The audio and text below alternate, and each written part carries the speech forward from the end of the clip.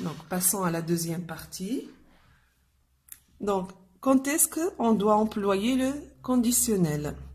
Donc, le conditionnel s'emploie comme mode pour exprimer une action soumise à une condition. Donc, ça veut dire quoi? Ça veut dire que la phrase commence généralement par « si ». Donc, pour exprimer la condition, on emploie « si ». Donc, si je gagnais au loto, j'achèterais une maison.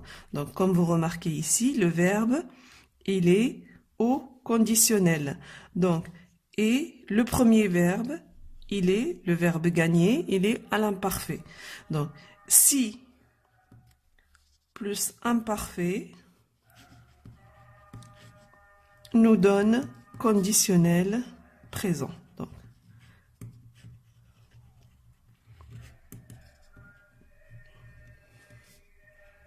si le verbe,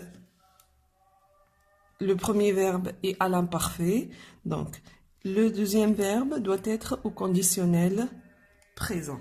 Donc, si plus imparfait nous donne conditionnel présent.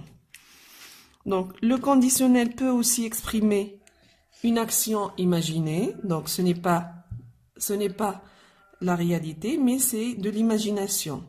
Je serai le méchant, tu serais la gentille. Donc, ici, comme vous le voyez dans cet exemple, donc c'est une action imaginée. Donc, on peut aussi employer le conditionnel pour demander quelque chose. Mais cette demande, elle est polie. C'est pas comme là à l'impératif. Donc, comme dans l'exemple, pourrais-tu me donner un peu de pain? Donc, le conditionnel peut aussi exprimer un conseil ou un souhait. Tu devrais y aller à pied. Donc ici, c'est un conseil. J'aimerais y aller à pied. Donc, un souhait. Donc, le conditionnel peut aussi exprimer une affirmation indignée. Comme dans cet exemple, toi, tu ferais cela? Donc, passons à l'exercice 3 maintenant. Mets les verbes suivants au futur ou au conditionnel selon le sens de la phrase. Je reviendrai bientôt. Donc, comme on a ici l'adverbe bientôt, on doit employer le futur. Je reviendrai, donc, et AI. Je reviendrai bientôt. Si je le pouvais, je changerais de vie. Changerai, donc on doit employer le conditionnel présent. Si plus imparfait, donc on a ici l'imparfait, donc nous donne ici le conditionnel présent.